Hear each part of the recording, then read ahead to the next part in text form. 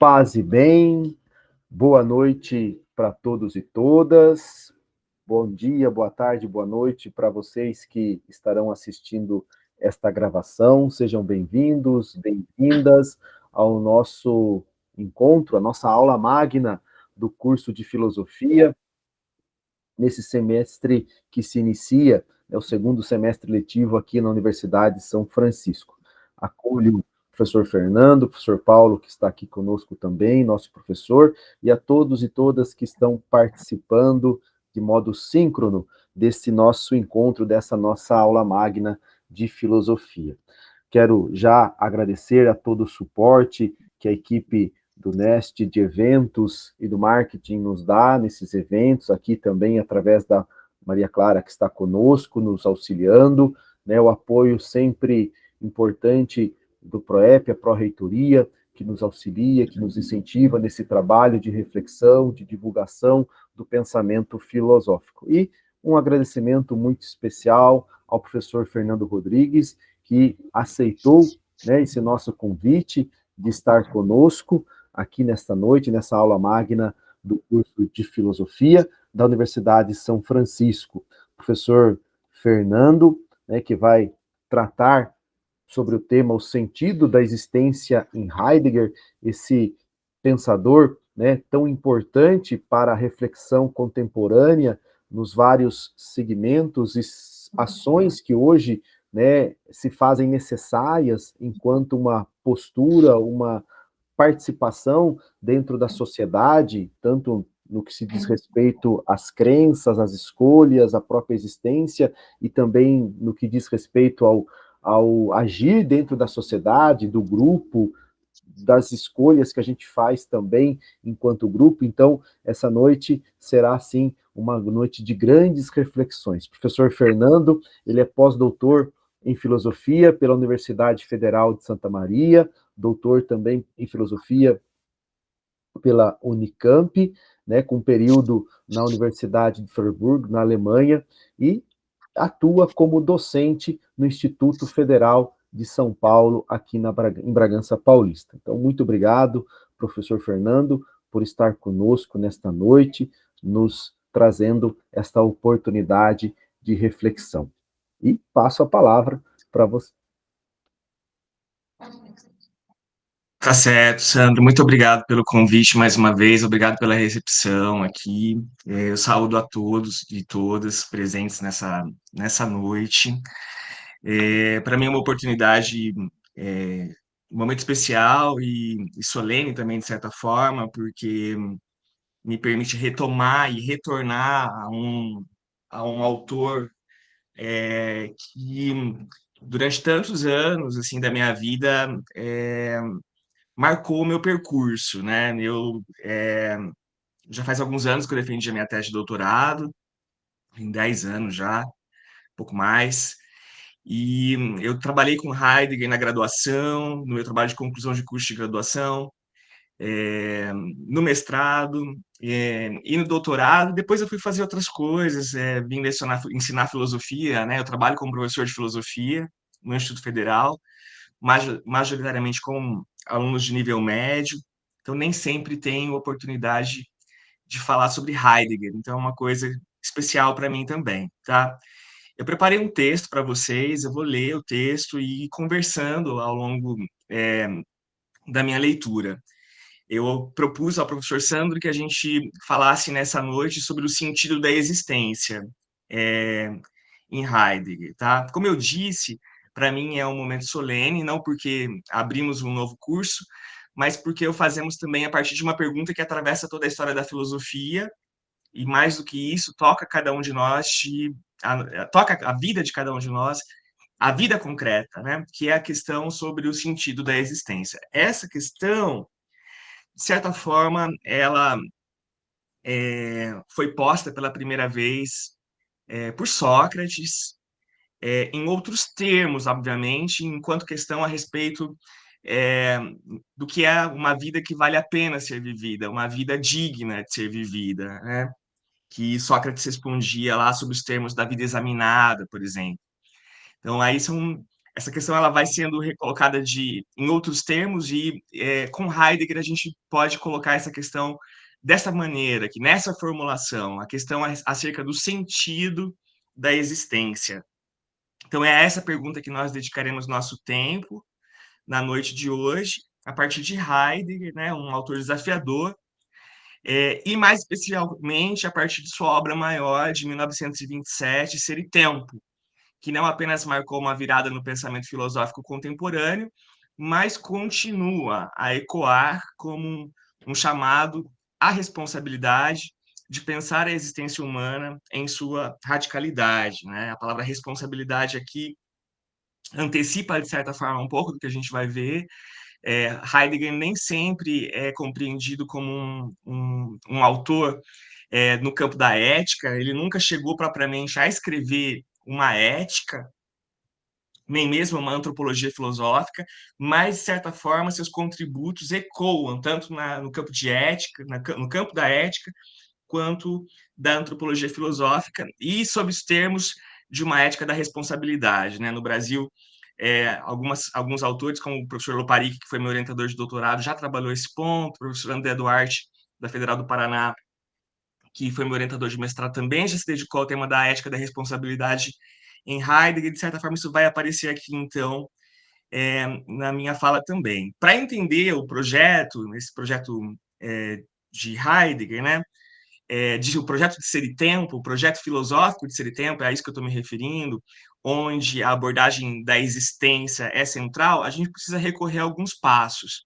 Então, primeiro, situaremos o contexto histórico e filosófico que levou Heidegger a formular a pergunta pelo ser, não é exatamente a mesma questão que a questão da existência, mas sim a pergunta pelo ser, a questão geral, que é a questão de fundo, em face da qual Heidegger vai, então, também propor a questão sobre o sentido do ser, tá? Então, eu vou falar um pouquinho sobre esse contexto histórico-filosófico, em que se insere o projeto filosófico da chamada ontologia fundamental, que é o projeto de Ser e Tempo.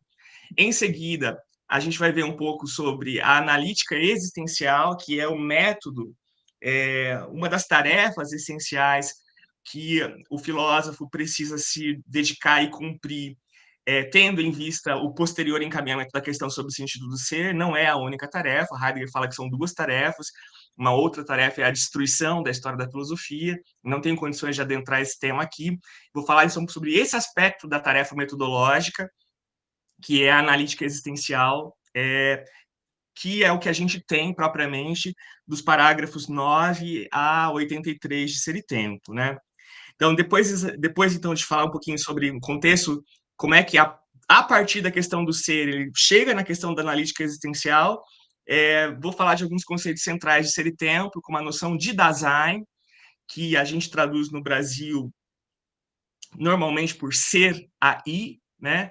O professor Loparic traduz por ser o aí, a professora Márcia Sá-Cavalcanti-Ubach, na tradução da Vozes, traduziu na década de 90 por presença, né? Mas eu vou trabalhar aqui com um conceito em alemão mesmo, que já está até dicionarizado, já está presente até no dicionário Wise da língua portuguesa, e se precisar traduzir, eu vou traduzir por ser aí. Então, eu vou apresentar esse conceito, falar um pouquinho sobre a estrutura temporal da existência, a experiência da angústia e do ser para a morte, finalmente a ideia de cuidado, Sorge, cuidado, que é o conceito de homem, né? O conceito de anthropos, de ser humano, em Heidegger, é cuidado. E a gente vai concluir refletindo sobre o desafio que tudo isso nos coloca, né? Viver de modo autêntico, assumindo a finitude de nossa vida como horizonte de liberdade e responsabilidade, antecipando aqui, então, a conclusão, tá? Essa foto do Heidegger é do período de Ser e Tempo, obra que ele publicou quando tinha 38 anos de idade, tá? Em 1927, morreu mais quase 50 anos depois da publicação dessa obra, em 1976 ele morreu, com 87 anos de idade. Eu vou falar um pouquinho sobre a questão do ser e o projeto heideggeriano. Desde Platão e Aristóteles, a filosofia ocidental tem colocado a pergunta fundamental: o que é o ser? Contudo, ao longo dos séculos, essa questão foi esquecida, essa tese de Heidegger, tá? Ele fala no esquecimento do ser, a Seinsvergessenheit, esquecimento do ser. e foi substituída por investigação sobre entes particulares. Então, a filosofia tratou do ser humano, da natureza, de Deus, da sociedade, tendo deixado de lado, não tendo enfrentado radicalmente, no diagnóstico de Heidegger, o mistério mais profundo, que é o ser em geral, ou o que ele chama de o ser em sentido geral. Heidegger afirma, logo no início de Ser e Tempo, que a pergunta sobre o ser em sentido geral foi abandonada, embora seja mais necessária. Sua tarefa enquanto filósofo, então, é recolocá-la no centro da filosofia. Mas como fazê-lo? Como colocar a questão sobre o sentido do ser em geral? Não podemos responder ao que é o ser de forma abstrata, é o ponto de partida de Heidegger. É preciso começar pela experiência daquele ente que já se pergunta pelo ser, que é o Dasein, ou o ser aí, que é o nome que Heidegger dá ao ser humano. Então, quando estiver falando de... Quando aparecer a palavra Dasein, nós estamos falando do ser humano. E a ideia de Heidegger é que, para encaminhar a questão do ser, é necessário, por primeiro, interpelar o Dasein.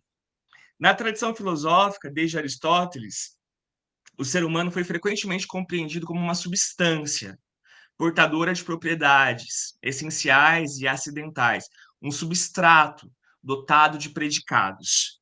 Essa visão, usando um termo técnico daqui da filosofia escolástica, essa visão quiddativa do ser, perguntar pelo o que é, pressupõe um modelo de ser baseado no que Heidegger chama de, em alemão, Vorhandenheit, que significa o modo de ser simplesmente dado das coisas, o modo de ser subsistente, tá? Das coisas que podem ser descritas como portadoras de propriedade, ou de propriedades. Então, ele vai recusar qualquer compreensão do ser humano que seja elaborada, e também do ser em sentido geral, que seja elaborada sob a égide aí, desse paradigma ontológico que é a subsistência, ou, na tradução da Márcia Cavalcante Schuber, que o ser simplesmente dado, que é a Vorhandenheit, tá? Esse ser que está aí, literalmente, diante da minha mão, tá? Mas que eu ainda não tomei pelas mãos. Então, Heidegger rompe com essa concepção tradicional, da ontologia tradicional, do ser simplesmente dado, do ser simplesmente presente, da subsistência, que é a Vorhandenheit. Ele vai romper com essa tradição ao afirmar que, no caso do ser humano, a questão não pode ser tratada em termos de substância. Não é possível interpelar o ser humano compreendendo-o como substância, como um ser simplesmente dado, como um substrato de propriedades. O ser humano não é um ente subsistente, vorhanden, mas um ente cujo ser está em jogo em sua própria existência. Então, esse aspecto do estar em jogo é fundamental. Então, por isso, perdão, ele concede ao Dasein um, tecnicamente falando, um primado ontocontológico. Isso aqui são, para quem tem familiaridade, ou na introdução de Ser e Tempo, a gente tem, acho que parágrafo, salvo engano, parágrafo 3º, dedicado ao primado ôntico, e o parágrafo 4º, dedicado ao primado ontológico, primado ontocontológico do Dasein, como sendo esse ente privilegiado a ser por primeiro investigado, a ser por primeiro interpelado pelo filósofo, tendo em vista a posterior colocação do sentido do ser. Então, quando se fala em primado ontocontológico, o que eu tenho em vista? O ser humano é um ente concreto, histórico, mas, ao mesmo tempo, é nele que se abre a possibilidade de compreender do ser em geral. Então, a possibilidade de elaborar qualquer discurso filosófico a respeito do sentido do ser em geral é coisa que uma pedra não pode fazer, que um animal não pode fazer, mas que Dasein pode fazer, ser humano pode fazer, porque compreende o sentido do ser em sua múltipla manifestação. Então, esse primado só se torna visível quando superamos a ótica da substancialidade, tá? Então, esse projeto de Heidegger, ele não surgiu de repente. Esse projeto filosófico de elaborar uma ontologia fundamental, começando por uma analítica existencial. Esse projeto foi preparado em cursos fundamentais da década de 1920, hoje disponíveis nas obras completas. Por exemplo, em 1923, no curso Ontologia Hermenêutica da Facticidade, Heidegger ensaiou uma descrição da vida em sua facticidade. isto é, tal como ela é vivida em sua concretude, né? Sem reduzi-la a conceitos abstratos. Depois, alguns anos depois, em 1925, no volume, texto que está disponível no volume 20 das Obras Completas, um curso chamado Prolegômenos, a História do Conceito de Tempo, ele vai dar um passo decisivo, mostrando que a vida não pode ser compreendida em relação, mostrar que a vida só pode ser compreendida, perdão, em sua relação com o tempo. Tá? E esses caminhos convergem em 1927, quando Heidegger publica Sein und Zeit, Ser e Tempo, tá? E o mais importante no título Ser e Tempo, Sein und Zeit, o mais importante é o und, que significa o mais importante é o e, o mais importante é a conjunção do ser e do tempo, dado que é uma ontologia temporal, né, do ser que o Heidegger procura desenvolver. Então, um livro inacabado, mas ao mesmo tempo monumental, são 83 parágrafos, né? Cuja tarefa era desenvolver uma ontologia fundamental a partir da temporalidade do Dasein. Tá? Então, eu vou falar, depois, qualquer dúvida, a gente pode discutir no momento das questões. Eu vou dar prosseguimento aqui à minha leitura para poder apresentar o texto todo. Vou falar um pouquinho, então, agora sobre o primado do Dasein, que eu já antecipei aqui na minha introdução, na parte 1, esse chamado primado ôntico ontológico, né? Heidegger observa que, entre todos os entes, o ser humano tem uma peculiaridade. Em seu ser está em jogo a compreensão do ser em sentido geral, que ele chama de Seinsverständnis. A compreensão do ser em sentido geral está sempre em jogo no caso do ser humano. O ser humano não apenas vive, mas se pergunta pelo sentido de viver. Essa característica confere ao Dasein um primado ontico-ontológico. Ôntico, porque o Dasein é um ente concreto, histórico, e ontológico, porque é nele que se abre o horizonte da compreensão de ser. Tá? Então, assim, para perguntar pelo sentido de ser, é necessário começar por uma analítica do Dasein, ou seja, uma análise das estruturas fundamentais da existência humana, que o Heidegger vai chamar de existenciais. Os existenciais, que caracterizam, né, o modo de ser que é o Dasein. Não se trata de uma antropologia tradicional, nem de uma psicologia. É um exame radical das condições de possibilidade de qualquer compreensão de ser. Então, a compreensão de ser, ela se dá no Dasein. E essa é a razão pela qual um projeto de ontologia que se queira ainda formular precisa começar pela analítica do Dasein. Então, vou falar um pouquinho sobre a analítica do Dasein, também chamada de analítica existencial. Aí a gente vai para o parágrafo 9 de Ser e Tempo, onde Heidegger mostra, no parágrafo 9 de Ser e Tempo, que a essência do Dasein não reside em alguma substância subjacente ou em propriedades fixas, que se poderiam descrever de modo quantitativo, à maneira da tradição metafísica. A concepção clássica do ser humano como um substrato de atributos, uma coisa dotada de propriedades que se podem enumerar, repousa para Heidegger em uma ontologia da subsistência, né? Um estar aí simplesmente dado, que é o modo de ser dos entes disponíveis como objetos presentes, mas que não pode servir de medida para a compreensão da existência humana. O Dasein não é um ente subsistente entre outros, não é um suporte estável de predicados, mas é um modo de ser que se caracteriza pela abertura e pela possibilidade. Tá? Acho que tem uma citação, até poderia ter colocado aqui, da introdução de Ser e Tempo, onde o Heidegger diz claramente, né, que mais acima da realidade está a possibilidade, esse caráter de possibilidade do Dasein acentuado aqui. Sua essência está, portanto, em sua existência. A essência do Dasein está em sua existência, no fato de ser sempre um poder ser. Existir significa estar em jogo, em seu próprio ser, não como substrato imóvel, mas como um movimento de projeção. Existir é projeto, né? Vida é projeto. Essa maneira de ser revela-se na estrutura fundamental de ser no mundo. é um conceito central, ser no mundo.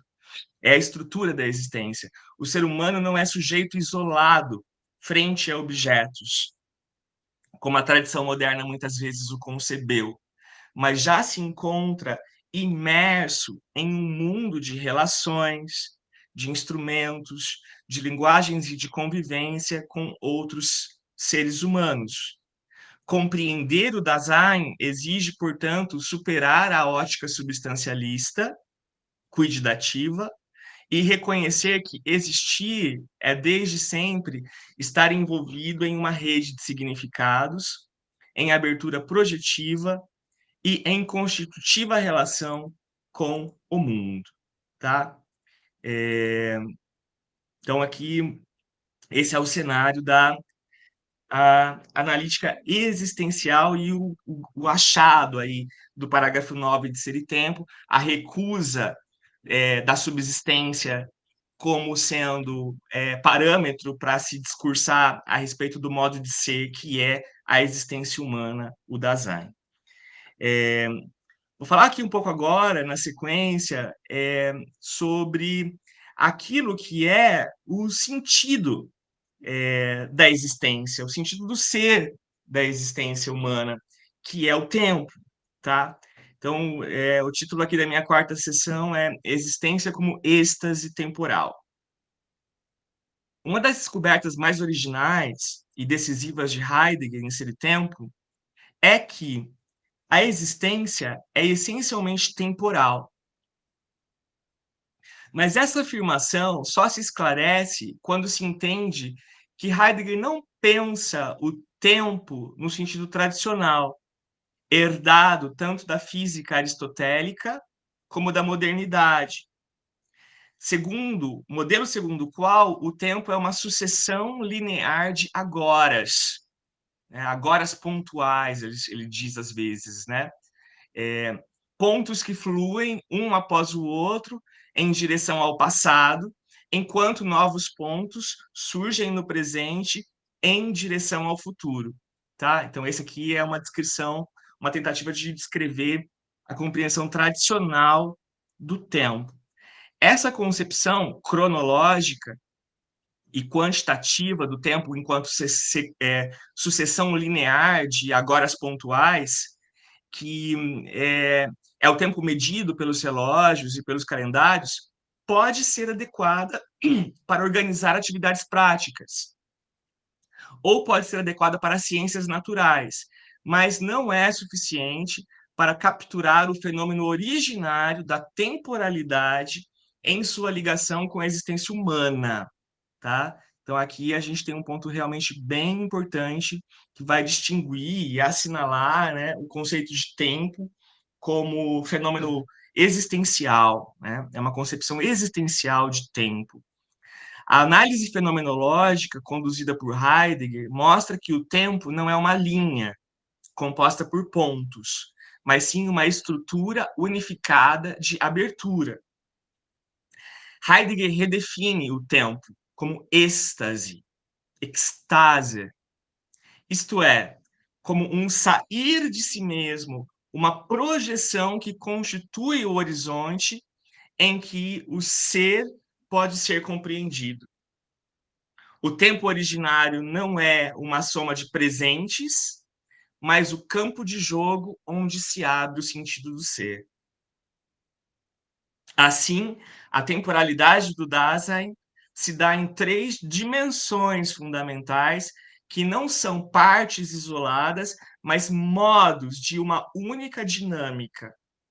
O porvir, que é o projetar-se em possibilidades, o antecipar-se a si mesmo, a abertura ao que ainda não é, mas que pode ser, o vigor de ter sido, que é o ter sido que não está morto, mas que vigora no presente, a facticidade do já lançado, que condiciona cada projeto existencial, e a atualidade, que é o estar aí, junto às coisas, no mundo e junto aos outros, que é a ocupação com o mundo enraizada na abertura de futuro e de passado. Então, é uma compreensão de tempo em que o primado é do porvir, uma indicação de que fundamental na constituição da experiência humana do tempo é o futuro, mais do que o passado. Ainda que, obviamente, a gente está vendo aqui os três momentos, né? O porvir, o vigor de ter sido, que é a Gewesenheit. Eu acho que o Fausto Castilho traduz como ser sido, né? Uma tradução um pouco diferente, né? E a atualidade, que é onde a gente está a maior parte do tempo, entendendo aí o acontecer unitário do tempo. Essas três dimensões não formam uma linha sucessiva, não é uma sequência de agora, agora, agora, agora, agora, mas é uma unidade extática. Ela é circular. Cada cada um dos êxtases existe em relação aos outros. E só na tensão entre estes êxtases a existência pode se compreender. O que chamamos de instante, tá? Em Heidegger, não é um ponto momentâneo que se perde. Instante é o acontecimento em que futuro, passado e presente se reúnem na decisão existencial. A implicação dessa visão, a implicação decisiva dessa visão é que a existência só pode ser compreendida como temporalidade. O Dasein não é uma substância que dura no tempo, mas um ser que é o próprio tempo em seu modo de ser. Então, aqui isso é central, né? O sentido da existência radica na temporalidade. O sentido da existência humana é temporal, né? Existir significa estar sempre à frente de si mesmo, projetando-se desde um já lançado em meio a um presente de ocupações. Assim, o humano é essencialmente um projeto lançado em condições que não escolheu, mas livre para assumir e transformar essas condições ao se projetar em novas possibilidades, tá? É, Só uma pergunta. Tá tudo bem, Sandro? Tá dando para me ouvir bem? Tranquilo? Posso continuar? Tudo tranquilo, pode continuar, professor. Então tá bom. Que eu escutei um barulho diferente aí. É, Vou falar agora, não vou fazer uma fala longa, eu espero que a gente possa ter a oportunidade de conversar um pouquinho, tá? Vou falar sobre alguns conceitos centrais de ser e tempo, como o conceito de angústia e de ser para a morte, que são vivenciados de maneira particular ou peculiar por esse ente cuja estrutura é temporal, que é o Dasein, né? Então, essa estrutura temporal, ela se revela de modo mais radical na experiência da angústia. Por quê? Diferente do medo, que sempre tem objeto, a angústia não se dirige a algo específico. Ela desvela o nada. Ela dissolve as familiaridades no mundo, deixando o Dasein diante de si mesmo. É nesse horizonte que emerge a compreensão mais própria. O ser humano é um ser para a morte. A morte não é apenas um fato biológico futuro, mas a possibilidade mais radical que define o existir. Antecipar-se à morte é reconhecer que cada decisão é finita, situada, sem garantias absolutas. Essa antecipação não conduz ao desespero, mas à possibilidade de viver de modo autêntico, assumir resolutamente, aqui é um conceito do Heidegger, né, o conceito da decisão ou da resolução, a Entschlossenheit, assumir resolutamente a própria vida, sem se refugiar nas distrações do impessoal ou do das man. Então aqui a gente está no coração de Ser e Tempo, né? É, a experiência da angústia é uma experiência de perda da familiaridade com o mundo, que coloca o Dasein diante do nada, né? Que o caracteriza, né? Que, de certa forma, desvela essa sua estrutura temporal, apontando para a inelutável necessidade do projeto existencial. Então, não existe Dasein sem projeto existencial, né? Essa ideia que a gente está falando de um ente cujo ser implica necessariamente projeto, né? Projeto lançado e assunção de projeto. Então, é bem central aqui os conceitos de angústia e o conceito de ser para a morte. Nesse horizonte, nesse cenário, a gente fala também, a gente entra em contato também com o conceito de finitude, com o conceito de autenticidade e com o conceito que eu não traduzi aqui no título, mas que se eu fosse traduzir, eu colocaria como caráter de ser sem chão, ou simplesmente falta de chão, que é a Bodenlosigkeit. Perdão, tá? Eu tinha esquecido de traduzir ali. O que é isso, né? Vamos falar um pouquinho sobre isso.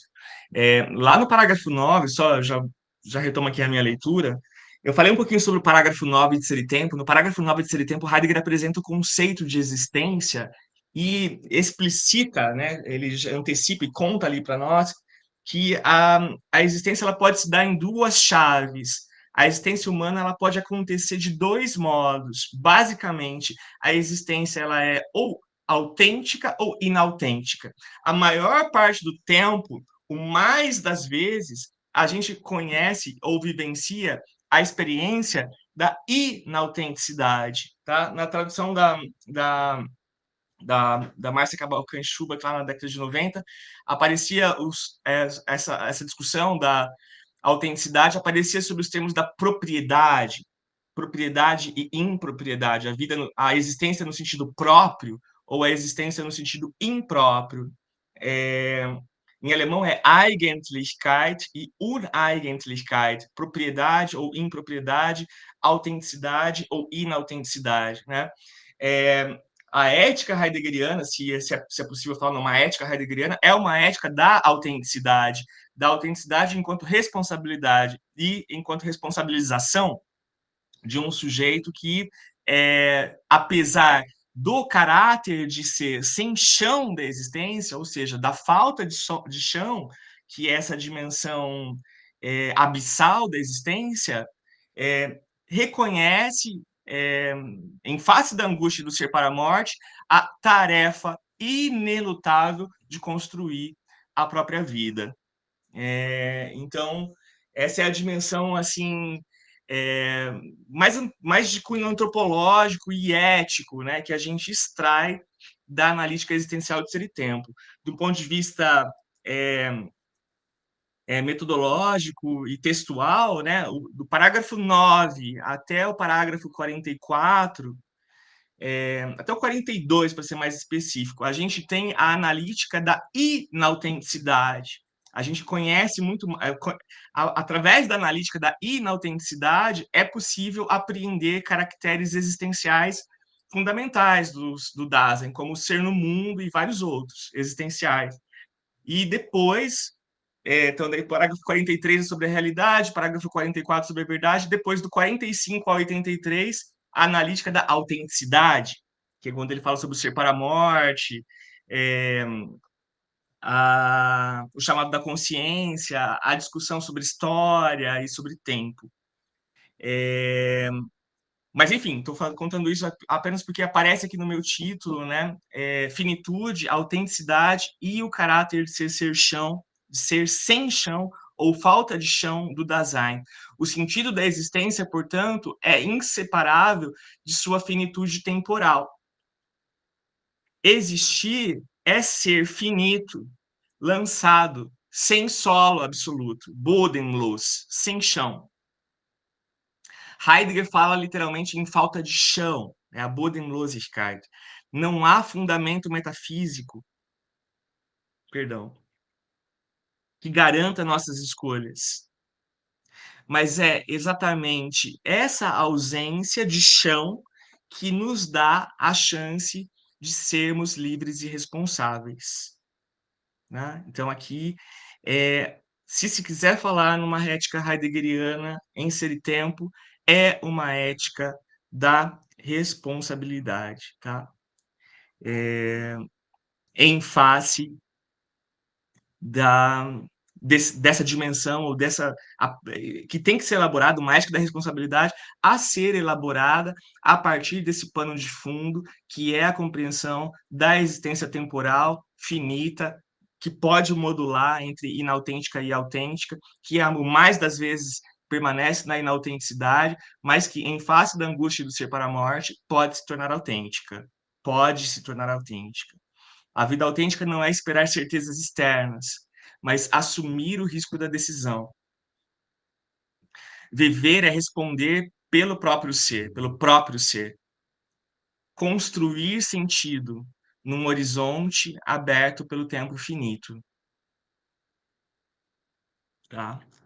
Então, é um elo que eu estou tentando construir aqui nesse texto entre a existência como êxtase temporal, angústia e ser para a morte, finitude, autenticidade e o caráter de ser sem chão. Caminhando aqui já para o fim da minha exposição, na parte 7, eu queria falar um pouquinho sobre o conceito de cuidado, né? Eu dei o título aqui da sessão 7 de cotidianidade, mundo e cuidado. A existência não se dá apenas em experiências limite. O Dasein vive primordialmente no cotidiano, no convívio com os outros, no trabalho, na linguagem. Heidegger descreve essa dimensão como ser com, eu sou com o outro, é o Mitsein. Ele fala também o Miteinander-Sein, ser um com o outro, né? E ser em um mundo. Daqui surge uma das definições mais famosas de ser e tempo. O ser humano é, em sua estrutura fundamental, cuidado, tá? É, talvez alguém que leu Heidegger na tradução da Márcia Cavalcante Schubach precisa aqui fazer um ajuste conceitual, pois naquela tradução Sorge foi traduzido por cura, né? Uma tradução que pode ser feita realmente a partir do fato de que Sorge é uma tradução alemã para o termo latino cura, né? Mas eu prefiro traduzir aqui por cuidado, é, me filiando aí a uma certa tradição também, tá? Então, o que é o cuidado? O cuidado é o conceito de homem. Cuidado é o conceito de ser humano, para ser mais específico, né? O conceito de ser humano é cuidado. E o que significa cuidar? Cuidar significa preceder-se a si mesmo no projeto, então tem a ver com essa dimensão futurível do Dasein, preceder-se a si mesmo, já ser em um mundo, que é, do ponto de vista temporal, a gente viu acima, o vigor de ter sido, a Gewesenheit, e estar junto aos entes e aos outros, na ocupação e na convivência da atualidade. Então, a gente vê aqui, no conceito de ser humano, que é cuidado, uma dimensão, por assim dizer, concreta dos êxtases temporais.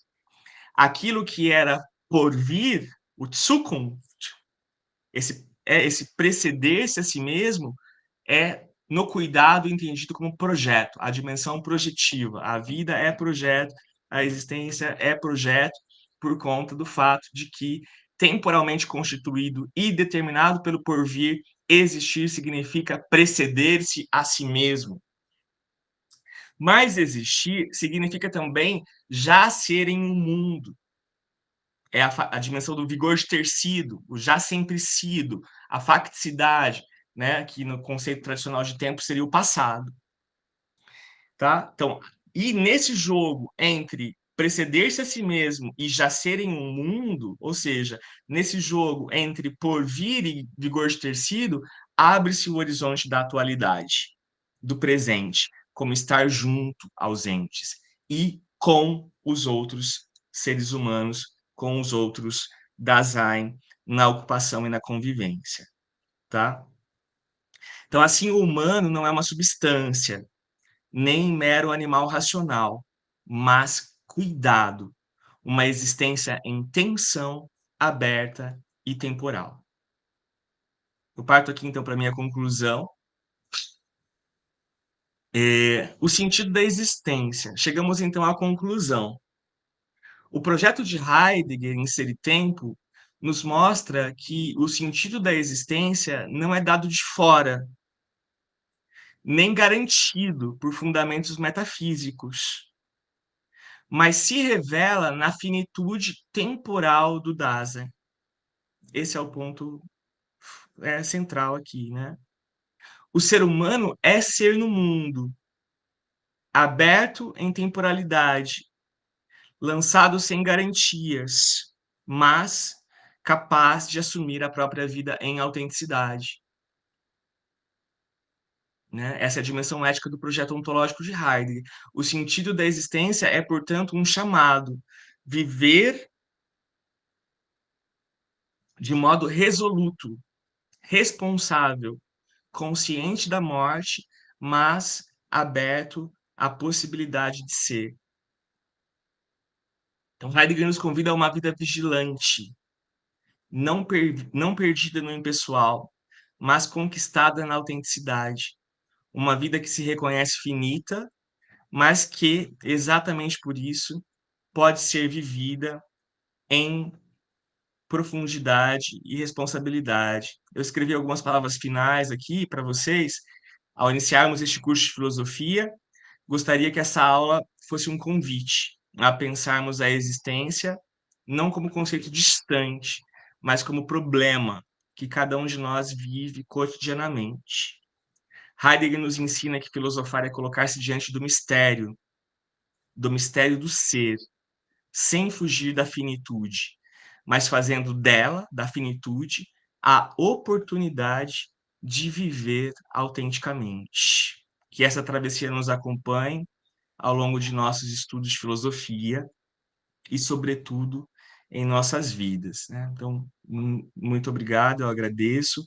Eu acho que vou parar por aqui e vou deixar vocês se manifestarem e um tempo aí maior para a gente conversar um pouco a respeito de Heidegger, tá? Então, muito obrigado. Muito bem, então, maravilha, professor, muito obrigado pela fala, exposição, né, muitas participações aqui no chat. É muito importante, né, trazer essa reflexão para os nossos estudantes, né, que tomar contato com esse pensador tão contundente, tão importante, inclusive aqueles que muitas vezes estão ainda no primeiro semestre, né, estão começando o semestre agora, e já pensando aí dentro dessa sua fala, né, o quanto Heidegger traz um pouco daquilo que é o objetivo da filosofia, né, esse grande questionar, esse grande buscar. Então, suas palavras Sim, realmente corroboram, né, essa fala de uma aula magna de abertura, de caminho, de fazer que eles queiram sempre mais aí o sim. aprofundamento, né? Temos aqui algumas perguntas, eu vou comentá-las, né? Passo a palavra para quem depois marcou aqui, se quiser complementar, fique à vontade.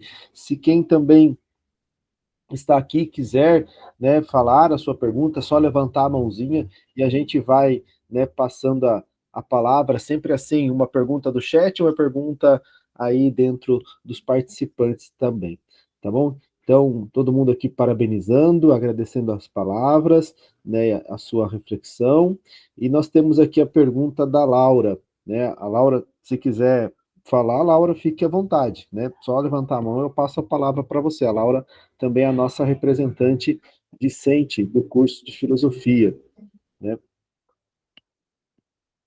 Eu posso comentar aqui rapidinho. Então, fique à vontade. Obrigado, professor Fernando, pela aula, professor Sandro também pela oportunidade, assim, desse conteúdo. Eu lembro, estou no segundo semestre, e eu lembro que eu fiquei, perdi alguns dias umas noites de sono, assim, com Heidegger, na primeira aula, sobre a disciplina que nós temos do ser humano contemporâneo. A gente discute um pouquinho dessa parte de existência, e tem algumas referências de Heidegger.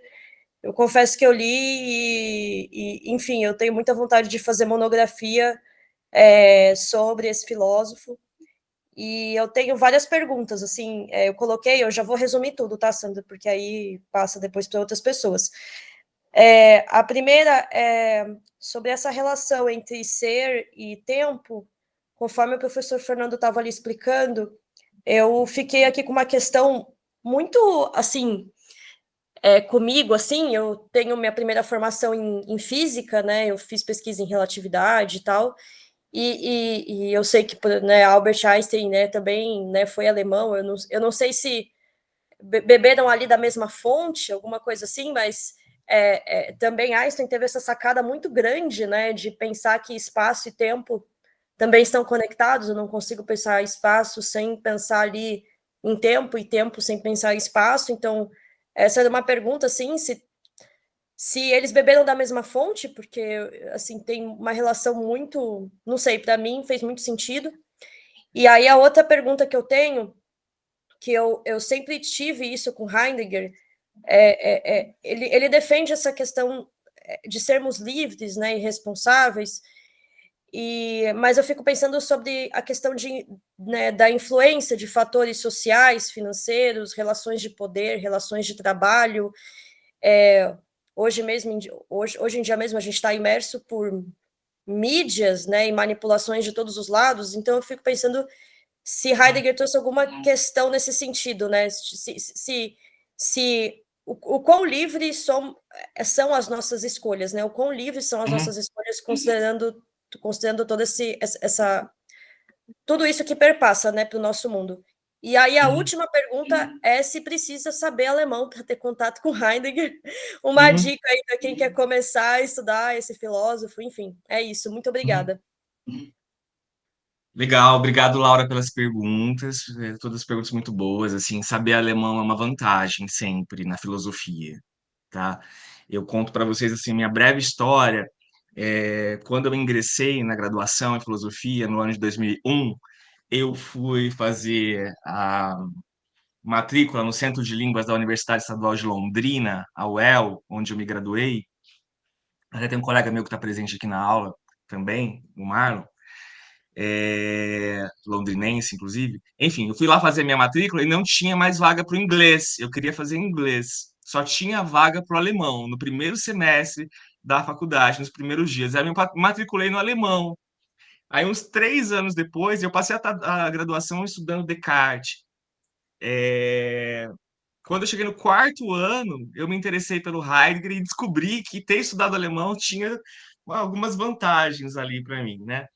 Depois eu acabei me dedicando bastante ao alemão, e eu acho que para a filosofia o conhecimento das línguas dos originais é sempre muito bom, mas existem traduções muito boas também, né? As melhores traduções de Heidegger são para o inglês, no meu julgamento, tá? Mas tem saído nos últimos anos aí muita coisa no Brasil e muita coisa boa, né? Para estudos em nível de pós-graduação, mestrado e doutorado, aí é aconselhável pelo menos um nível intermediário, né? Básico intermediário de alemão. Sobre Einstein e Heidegger, eu não sei dizer assim, se eles beberam da mesma fonte, são contemporâneos, né? Seguramente. E o que você tem em Heidegger, eu falei ali que o mais importante no título Ser e Tempo é a conjunção, né? É o ser e tempo. Você pode dizer também é, que ser para Heidegger é tempo. Você pode mudar ali onde está ser e tempo, dizer ser é tempo. Trata-se de uma ontologia temporal, mas que permaneceu um tanto inacabada, tanto Ser e Tempo é um fragmento. Ser e Tempo, com suas 2 seções e seus 83 parágrafos, permanece sendo um fragmento que representa 1/3 do projeto original. Se você for olhar lá o que ele havia previsto escrever, né? Então, ele interrompe, é um texto que ficou interrompido, é um texto inacabado, Ser e Tempo. Ele ficou inacabado justamente no momento em que deveria acontecer a virada para a demonstração de que o tempo é o sentido do ser em geral, tá? Mas a tese é de que o tempo é o sentido do ser em geral. Você vai encontrar, se você estiver interessada, uma analítica do espaço muito impactante em Ser e Tempo, uma analítica da espacialidade. Você perguntou aí sobre traduções, né? Eu falei das traduções para o inglês, as traduções para o castelhano também são muito boas, e eu recomendo a tradução chilena de Ser e Tempo. É muito, muito boa, tá? E para você ter um contato aí com a analítica da espacialidade. Realmente, né, no caso de Ser e Tempo, você pergunta, né, você coloca uma questão sobre obstruções à liberdade, obstáculos à liberdade, que são de matiz assim, socioeconômico, talvez, por exemplo. Não está no horizonte do Heidegger de Ser e Tempo, não. Né? Então, é objeto de crítica isso, por exemplo, pelos frankfurtianos, justamente. Né? Só que também é preciso da gente marcar, né? Depois de Ser e Tempo, na década de 30, Heidegger vai se dedicar muito à questão da técnica, da tecnologia, né? E dos impactos da técnica ou tecnologia como impedimento também do exercício da liberdade. Então tem esse filão, digamos assim, que poderia ser explorado, tá? Não sei se você pergunta mais alguma coisa aqui, mas suas perguntas são muito boas e se você tem interesse, eu acho que vale a pena, é um filósofo que vale a pena. É só uma questão de se situar bibliograficamente a partir da questão que você deseja e enfim, né? Também estou à disposição se puder ajudar. Legal, professor Fernando, muito obrigada. E aí, se puder enviar aqui as referências, até também para os outros colegas, às vezes que quiserem se aventurar para a gente poder ter acesso e tal. O alemão eu ainda vou ficar devendo, mas o inglês já dá conta. Já está ótimo. Obrigada. Tá bom. Muito bem. Aí depois a gente pega e coloca, Laura, no grupo ou disponibiliza também lá no campus as indicações do professor Fernando. A gente pega a transcrição e coloca lá. Professor Paulo, depois eu volto aqui para o chat novamente. Obrigado, professor Sandro. Bom, eu queria primeiro parabenizar o professor Fernando e agradecer, né? Eu tenho uma leitura que não é tão extensa, né, do Heidegger, e careço, assim, de algumas explicações, então me ajudou bastante a pensar um pouquinho, mas eu gostaria de pedir o seu auxílio para a gente pensar, se for possível, claro, né? Por favor, me diga se sim. Eu trabalho nessa linha mais do materialismo histórico, estudo um tantinho Paulo Freire e vou tentando rastrear esse caminho, né? E você nos falou, de uma questão que me chamou bastante a atenção, que é essa ideia de o ser para a morte, né? O fato de nós termos essa angústia de compreendermos que estamos para a morte nos traz assim uma certa urgência e nos impele para uma vida assim mais autêntica, né? Tomando as rédeas das nossas vidas, se eu bem entendi. Uhum. E eu acho isso lindíssimo, primeira coisa. A outra é assim, pensar como seria isso. A minha cabeça é assim, tá? Meu enquadramento mental vai nessa história do materialismo histórico. E aí eu fico pensando, como seria isso a partir das diferentes camadas sociais, né? É um tanto uma extensão do que a Laura também perguntou de alguma forma, né? Sim. Uhum. E eu sempre trabalho com essas concepções do Paulo Freire em relação à consciência, por exemplo, que aí retoma Lucian Goldman, Georg Lukács. Uhum. E a questão é sempre em relação àquilo que é possível, né? O Goldman, ele fala, por exemplo, dos processos de visões de mundo e de uma consciência máxima possível. E isso está atrelado às classes, às camadas sociais, na medida em que nós temos algo que nos confere um processo de vida e teríamos dificuldades em pensar para fora desse modelo, dessa estrutura que nós temos e de que somos fruto, né, da qual somos fruto. Vamos para o Heidegger, né? Ele fala de um processo, pelo que você nos trouxe, né, de essa tomada de consciência, não sei se eu posso dizer assim, mas esse tomar a vida nas próprias mãos, essa autenticidade, como é que se daria esse processo? Se você puder falar um pouquinho mais sobre isso. E se tiver tempo, né, eu também não queria tomar o tempo aqui das outras perguntas dos alunos, mas essa ideia que você não tocou muito naturalmente, porque teve um escopo aqui muito legal sobre essa história do seu tempo e os principais conceitos, né? Mas da técnica pela técnica, né, que você nos trouxe, que o Heidegger ele se ocupa mais desse aspecto. Como seria o Heidegger, se puder falar rapidamente, pensando a inteligência artificial, por exemplo, nessa e talvez o conceito aí da inautenticidade, né, de quem é que pensa por nós quando nós estamos trabalhando com a IA, enfim, se der para falar um pouquinho disso. E agradeço mais uma vez pela disposição, pela aula, achei ótimo. Perguntas desafiadoras, professor Paulo. Muito boas. Olha só, sobre a relação do Heidegger, tipo, aproximações possíveis do Heidegger com o materialismo histórico dialético, eu sugeriria dar uma olhada no trabalho do Gerd Borrheim, Agir, Teoria e Praxis. Eu acho que está ali um estudo robusto sobre aproximações possíveis de Heidegger e Marx, tá? Já no melhor português, que é de Gerd Borrheim. E eu me limitaria a dizer isso, assim, tá? Eu conheço muito pouco do que Heidegger produziu depois da década de 30. Isso é uma limitação, uma restrição. Existe toda uma discussão em torno do chamado primeiro Heidegger, segundo Heidegger, né? Eu sempre fui apaixonado pelo primeiro, então eu conheço melhor, assim, o que acontece, os antecedentes de Ser e Tempo, o início da década de 20 e o período imediatamente posterior à publicação, até 1930, foi o que eu trabalhei mais, né? Mas é aquilo que eu disse no início, ele viveu ainda 50 anos depois de publicar Ser e Tempo, né? E aí tem a aproximação dele com os poetas, com a poesia, com a filosofia da linguagem, e todo o discurso sobre a técnica planetária, né, o domínio tecnológico.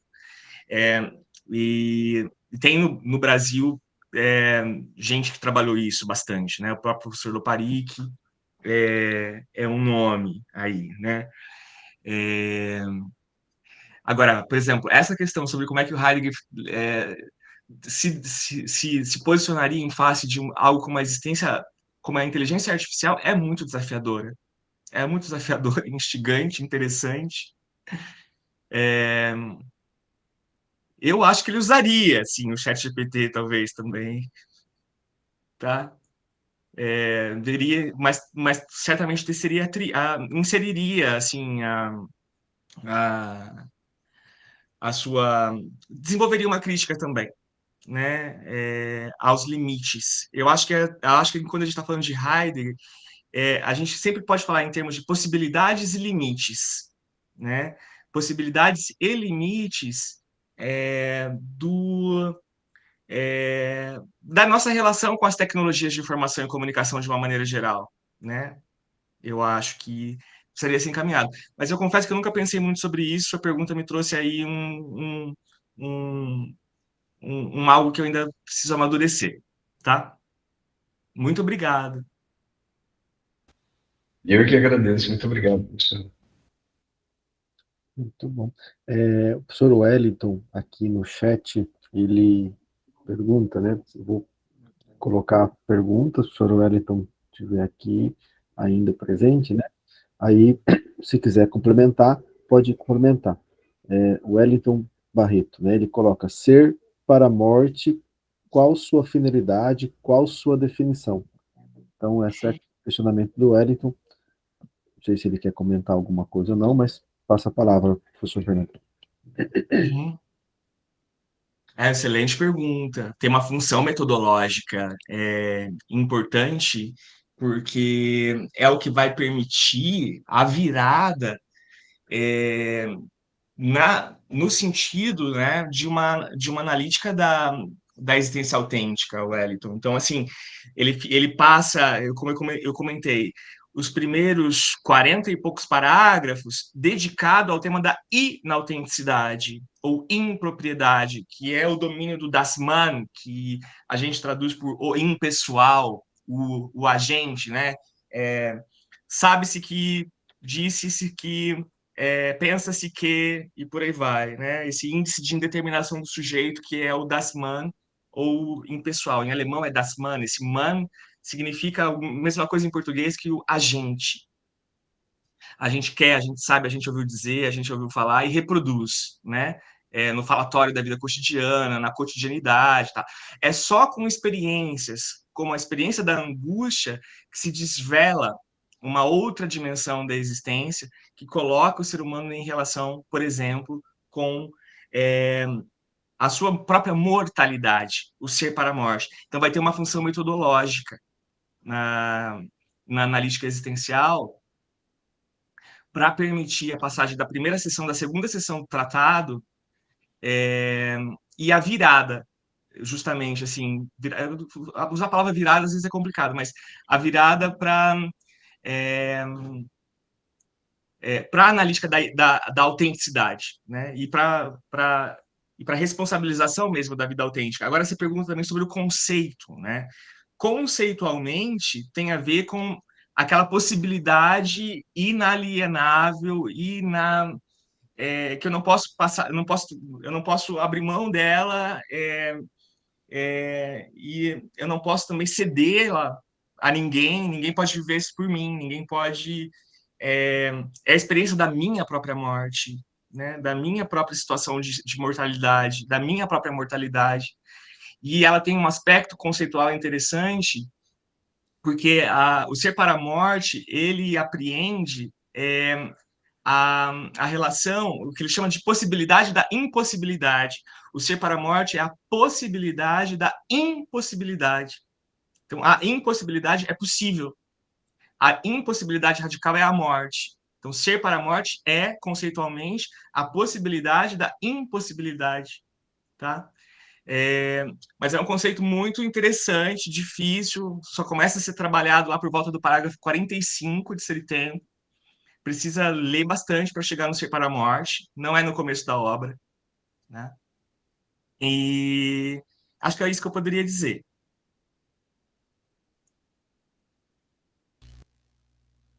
Muito bem, Christian, com a mão pode. O Christian também colocou aqui um comentário no chat. Se você quiser juntar a sua fala com o comentário, fique à vontade, Christian. O professor Wellington, se quiser também comentar alguma coisa, né, fique à vontade também, só levantar a mãozinha. É que minha conexão tinha caído, eu não sabia se o professor já tinha comentado minha pergunta. Ah, Mas pode ler a pergunta do chat mesmo. tá bom. Então, deixa eu colocar aqui. Eu estou dando uma olhada também aqui nas questões, né? Então, aqui o Christian, né, ele pergunta: o professor poderia explicar a tradução de Dasein por presença na edição de Ser e Tempo da editora Vozes, traduzida pela professora Márcia Cavalcante. Né? E acho que tem mais uma dele aqui ou não? Acho que é só essa, né? Só essa mesmo. Então, Laura, por exemplo, não foi a Laura que perguntou, foi o Christian, né? O Christian que perguntou, mas tem a ver. Pois é, aí a gente chega no ponto, porque a vantagem de você. O Dasein, literalmente, é AI, e Sein é ser. Então, Dasein, literalmente, é o AI ser, tá? E ele é utilizado em perguntas em alemão, por exemplo, wer ist da? Significa quem está aí? Então, literalmente, Dasein significa estar aí. Né? Alguém está aí ou não está aí, tem esse Dasein, estar aí, estar aí. O que levou, por exemplo, a professora Márcia a traduzir por presença, estar presente, né? É uma tradução que tem limites, que tem dificuldades, porque com essa tradução, ela acabou perdendo o aspecto do AI. Né? Então, particularmente, eu gosto muito da tradução do professor Loparic, mas ele não tem uma tradução oficial de Ser e Tempo. Ele traduz Dasein por ser o AI, com hífen, ser o AI, buscando marcar que o Dasein é o AI da manifestação do ser. É onde se dá a manifestação do ser. Seria uma tradução interessante. Mas a maioria das traduções no Brasil é ser aí. Ser aí, tá? O que é uma tradução que também tem suas dificuldades, não é? Por isso que às vezes a gente não traduz, né? Por exemplo, eu vi no chat o Rafael, com 2 Fs, perguntou sobre a crítica de Heidegger à metafísica tradicional. Né? Por que Heidegger criticou a metafísica tradicional? Ele critica a metafísica tradicional porque a metafísica tradicional, na perspectiva dele, é substancialista. É a ideia de que os entes são dotados de propriedades que podem ser elucidadas, explicitadas, apreendidas por meio, por exemplo, de categorias. Né? E isso é interessante porque mostra que a tradução por ser aí também é problemática, porque ser aí também implica alguma estaticidade, alguma substancialidade. Então, ela não é uma tradução perfeita, a tradução de Dasein por ser aí. Né? Por isso, ela preferiu, por exemplo, presença. Né? Presença. Eu gosto de traduzir por ser o aí, mas é tão idiosincrático que é melhor muitas vezes não traduzir. Tá?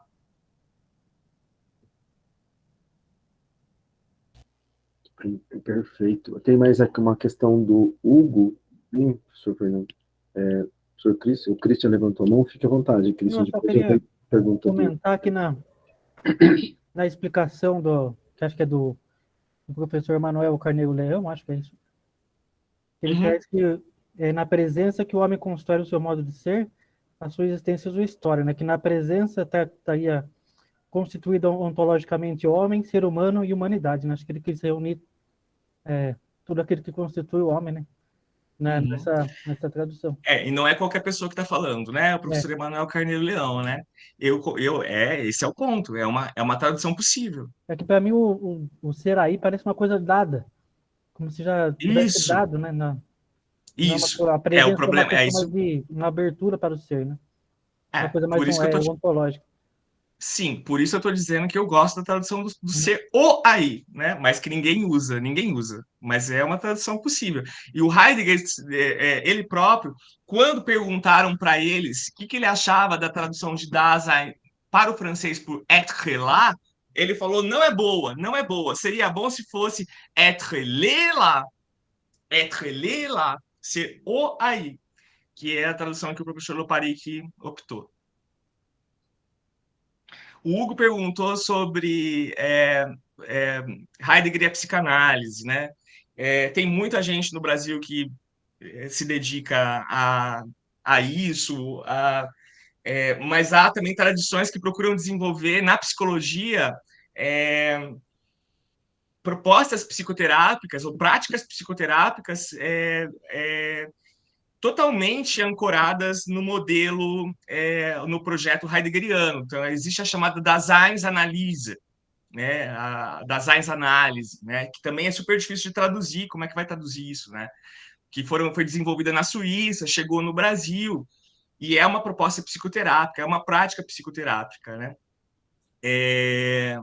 Dizem que o Heidegger folheava o Freud sempre de maneira muito crítica, assim, que ele folheava e fazia uma cara assim do tipo, né? Então, talvez não tivesse, mas eu particularmente acredito que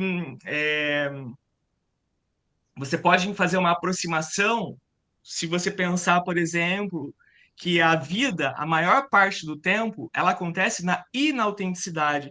E a inautenticidade, ela tem um quê de inconsciência. Ela tem algo de inconsciente. Né? Então, é possível fazer algumas aproximações entre Heidegger e a psicanálise, sim, tá? Mas isso dá bastante pano para manga.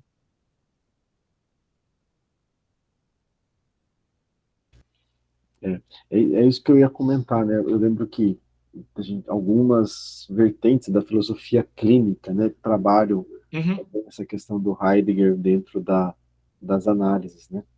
Deixa eu Uhum. ver aqui se tem mais. Não. O pessoal aqui está elogiando, tem elogios à sua fala, professor, né? Alguns Muito comentários obrigado. também, ah, lembrando aqui de postar depois as referências bibliográficas, aí você me passa e eu passo para eles. Posso Pensar passar, sim. depois. Aham. Uma coisa que eu acho que vale muito a pena a gente pensar a partir dessa reflexão, né, do Heidegger, né, quando você coloca essa situação, né, dele analisar essa cotidianidade ou até mesmo essa presença dentro do que é hoje, né, o nosso modo de ser, a nossa perspectiva disso que o Sr. Paulo e outros colocaram em relação também Uhum. aos desafios da técnica, né, uma coisa que eu acho que vem muito assim de Heidegger é a questão da liberdade, né, que ele nos Com oferece, certeza. né, dessa perspectiva de que a gente tem essa dimensão de, diante de tudo, né, a gente é livre para poder buscar essa. Não vou falar uma palavra que eu acho que não entra muito no que seria do Heidegger, mas numa imersão naquilo que realmente significa para a gente, tem importância, tem significado para construir, né, a nossa história, o nosso tempo, né, essa dimensão de finitude e tudo mais, né? Então, eu Uhum. penso que essa dimensão do Heidegger é bem válida também, né, para a gente pensar diante da nossa realidade mesmo, né? Uhum. Uhum. Definitivamente, Sandro. Eu acho que, inclusive, né, já foi. Há quem defenda que o projeto da Ser e Tempo é uma fenomenologia da liberdade. Isso é uma ideia muito, para mim, muito, muito cara, faz muito sentido realmente pensar o projeto filosófico de Heidegger lá na primeira fase de Ser e Tempo ali como uma fenomenologia da liberdade, né? Eu vejo que faz muito sentido, não é de forma nenhuma, me parece. Inclusive, o orientador que eu tive na Alemanha chegou a escrever uma tese de livre docência dedicada justamente a esse tema da fenomenologia da liberdade. Ele já é falecido, o nome dele é Günter Figal. Posso passar a referência também depois. E eu próprio também, no meu trabalho de doutorado, me dediquei um pouco ao conceito de liberdade no Heidegger. Não é um conceito que apareça tanto em Ser e Tempo, né? Aparece pouco em Ser e Tempo, mas no período imediatamente posterior à publicação aparece bastante, nos cursos em sala de aula e tal.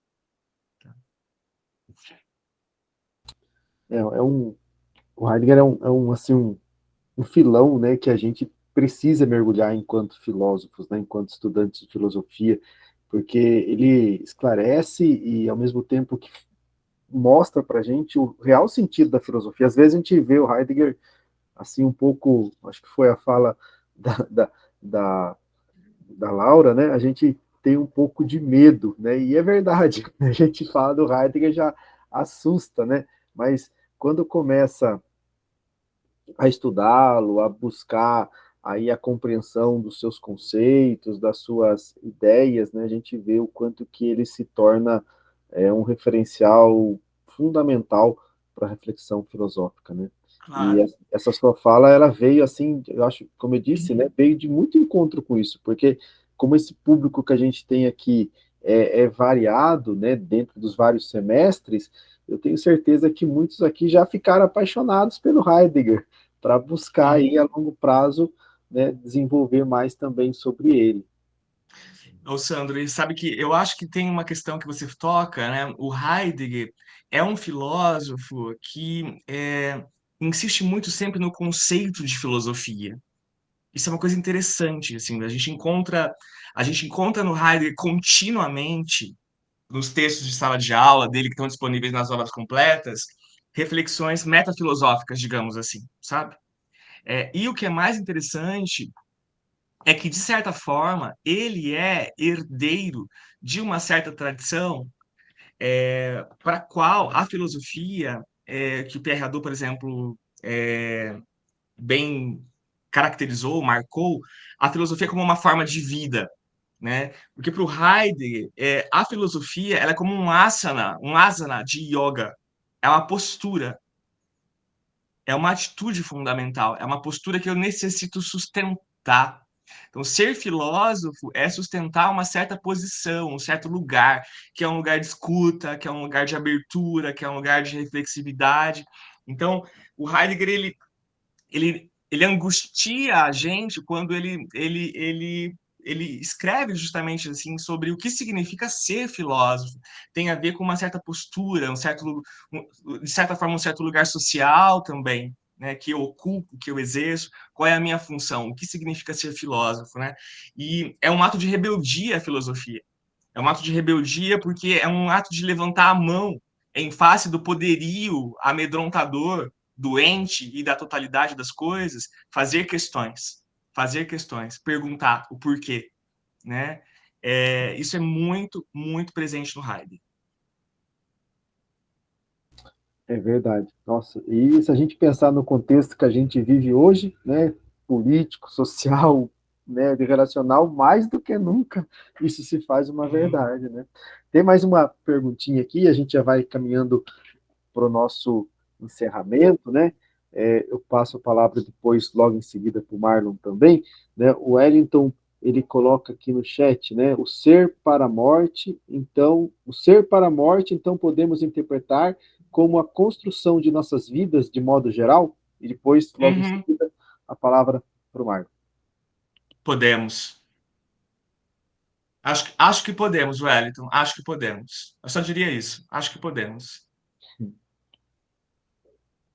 Marlon, fica à vontade. Oi, tá me ouvindo? Sim, Marlon. Eu vou aparecer aqui também, hein? Então, bom, eu queria, assim, boa noite para todo mundo, tal. Eu queria fazer, assim, primeira coisa, né, agradecer pela forma da sua exposição, que pela primeira vez eu consegui ter alguma ideia, com uma unidade, assim, do que está em questão, né? O que está em jogo ali nesse tempo.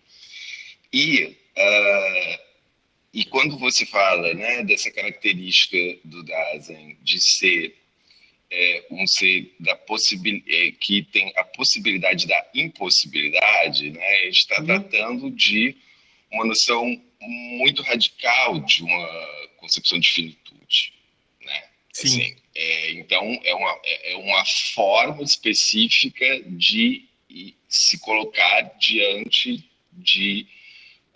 da morte enquanto uma finitude radical, né? E daí, assim, por mais que boa parte, né, da vida estamos envolvidos com o nível da impessoalidade, né, e da inautenticidade, enfim, de afazeres, né, que constituem, né, a vida para além dos momentos ou de formas de vidas propriamente autênticas, né?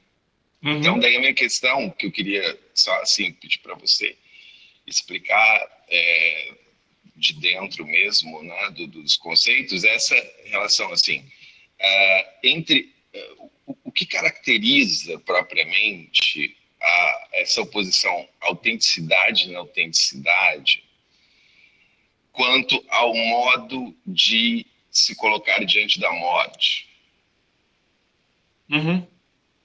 Assim, enfim, era isso. Tá bom. Obrigado, viu, Marlon, pela sua questão e pela presença também. O Marlon é meu colega de turma.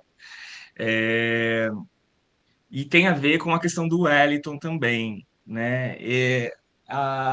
Eu acho que a resposta, se eu entendi sua pergunta, ela passa pela noção, pelo conceito da resolução, ou da decisão. A decisão antecipada, porque a decisão é decisão antecipadora da morte.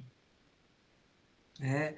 é uma resolução antecipadora da morte. Então, antecipar, de certa forma, a morte significa acolhê-la. Então, está correto que o Wellington falou aqui sobre, de certa forma, né, é a construção das nossas vidas de um modo geral? Sim, é a construção das nossas vidas de um modo geral, na base ou a partir do acolhimento dessa minha condição que é abissal, que é o caráter de ser sem chão, o abismo mesmo, bodenlos, sem chão, sem solo, né? A possibilidade da impossibilidade. É, de certa forma, acolher isso, abraçar isso e entender que a vida é projeto.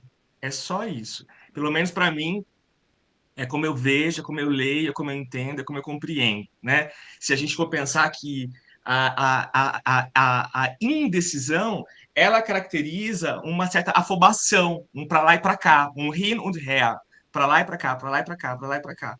Né? E a decisão é justamente um estado de contenção dessa situação, né? Passando pela experiência da angústia, antecipando a possibilidade da morte.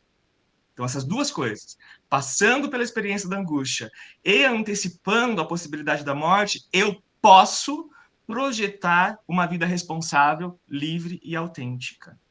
Essa que é a ideia, tá? Não sei se eu respondi exatamente, mas é o que eu consigo pensar a partir da sua pergunta.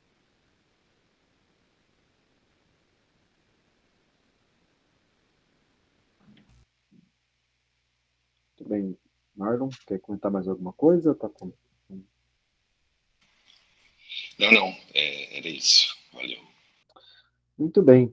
Pessoal, realmente, né, uma aula magna mesmo, né? Muitíssimo obrigado, professor Fernando, né, por sua exposição, por seu tempo, pela sua paciência aqui em estar conosco, né? Foi realmente muito proveitoso e de, acredito, uma profundidade, né, muito grande que os nossos estudantes, né, saberão e terão aí como aproveitar no decorrer da sua caminhada. E certamente, como eu disse, né, vão ficar querendo um gostinho de quero mais a respeito do Heidegger e do pensamento dele.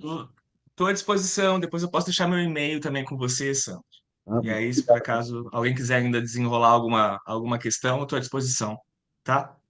eu vou procurar você para dar uma força para mim no alemão, viu? Porque a minha dissertação eu tenho que estudar um pouco do alemão. Tá certo, tá certo. Mas para mim foi um prazer imenso, é uma oportunidade única mesmo, assim, poder falar um pouquinho sobre Heidegger é sempre muito bom.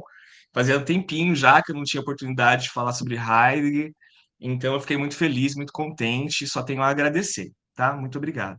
É recíproco. Muito obrigado mesmo. E muito obrigado a todos vocês que estiveram conosco nesse momento síncrono, né? Agradeço também a você que vai estar assistindo a gravação. Lembrando que essa gravação ficará, né, ali no YouTube da Universidade de São Francisco e você poderá reassistir, compartilhar e fazer aí, guardar como estudos também. Muito obrigado a todos. Gratidão a Maria Clara, que esteve conosco, nos auxiliando, a equipe do Mestre do Marketing, e mais uma vez, nosso muito obrigado à Pró-Reitoria de Extensão, que nos dá a oportunidade de fazermos esses momentos dentro do curso de filosofia.